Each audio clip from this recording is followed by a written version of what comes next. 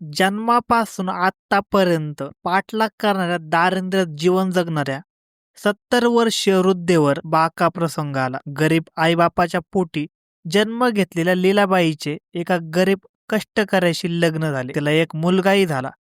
जन्मजात दारिद्र्य असलं तरी लीलाबाई आणि तिच्या नवऱ्याने मुलाचे प्रसंगी आपल्या पोटाला चिमटा देऊन पालनपोषण केले. तो तिच्या पायावर उभा राहिला की आपले दिवस पलटतील या आशेवर लीलाबाई आणि तिचा पती हिरामन दिवस कंठत होते. कष्टमय जीवन जगत असताना अचानक तिचा पती हिरामन सूर्यवंशी मुलाला आणि बायकोला पोरकं करून स्वर्गवासी झाला. आपल्या नवऱ्याच्या मृत्यूने लीलाबाई व्याकुळ झाली, पण मुलासाठी तिने कंबर कसली.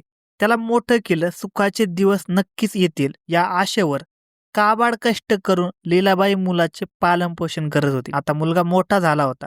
आपले दिवस पलटतील या आशेवर जगत असतानाच अचानक त्या मुलाने आत्महत्या केल्यामुळे खऱ्या अर्थाने लीलाबाई अनाथ झाली. या साऱ्या प्रकाराने लीलाबाई खचली होती. तिच्या शरीरात आता पूर्वीसारखी ताकद सुद्धा राहिली नव्हती.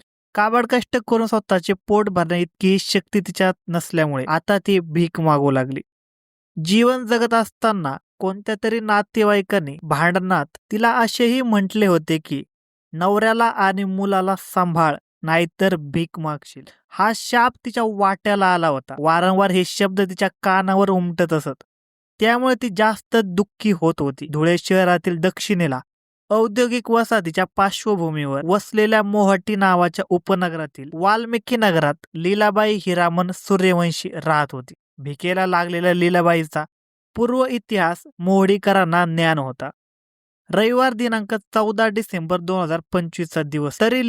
दिवस उगवला तरी लीलाबाईची चाहूल लागली नव्हती. किमान पाणी भरण्यासाठी तरी तिने नळावर यायला हवं होतं. पण लीलाबाई विषयी कणव असल्याने शेजारी नळाला पाणी आलंय हे सांगण्यासाठी लीलाबाईच्या घरात गेली. तेव्हा लीलाबाई तिच्या छोट्या घरात निपचित पडलेली तिला दिसली. तिची अवस्था पाहून ती महिला बाहेर आली आणि ओरडतच परिसरातील लोकांना तिने सारे काही सांगितले. उत्सुकतेपोटी वाल्मिक नगरमधील लोकांनी लीलाबाईच्या घराकडे धाव घेतली असता लीलाबाई हे जग सोडून गेल्याचे त्यांच्या लक्षात आले. तेथील जमलेल्या नागरिकांनी याची माहिती मोहाडी पोलीस स्टेशनच्या पोलीस निरीक्षक यांना दिली.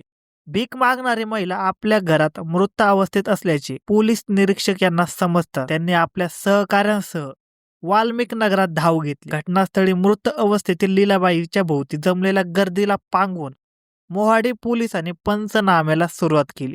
लीलाबाई गॅस शेगडीवर स्वयंपाक करायची. पोलिसांना लीलाबाईच्या घरात गॅस शेगडी तर आढळली, पण सिलेंडर मात्र गायब झालेले दिसले.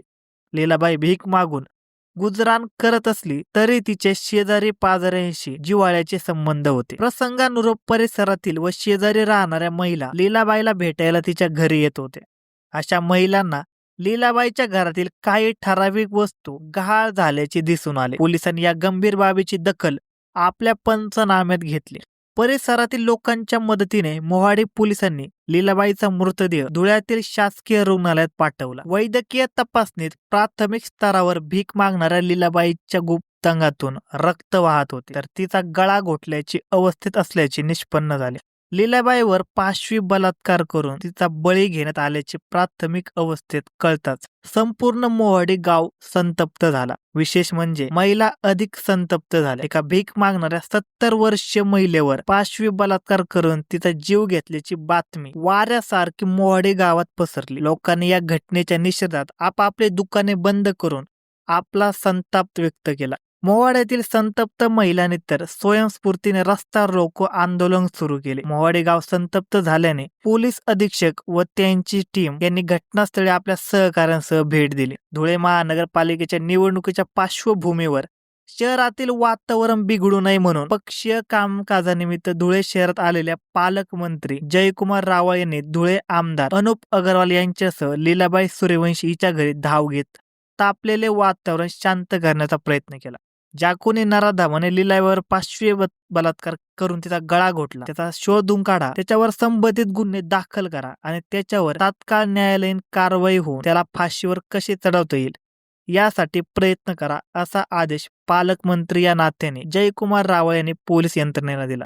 या गंभीर घटनेची दखल घेत पोलीस अधीक्षक व उपअधीक्षक यांनी यांच्या अध्यक्षतेखाली समिती गठीत करून वस्तुस्थितीदर्शक प्रकाश टाकण्याचा व गुन्हेगारांना शोधून अटक करण्याचे आदेश दिले. सदर घटनेतील गांभीर्य लक्षात घेता पोलीस यंत्रणा युद्ध पातळीवर तपास करू लागली आणि अवघ्या 24 तासामध्ये सागर कोळी या तरुणाला पोलिसांनी अटक केली.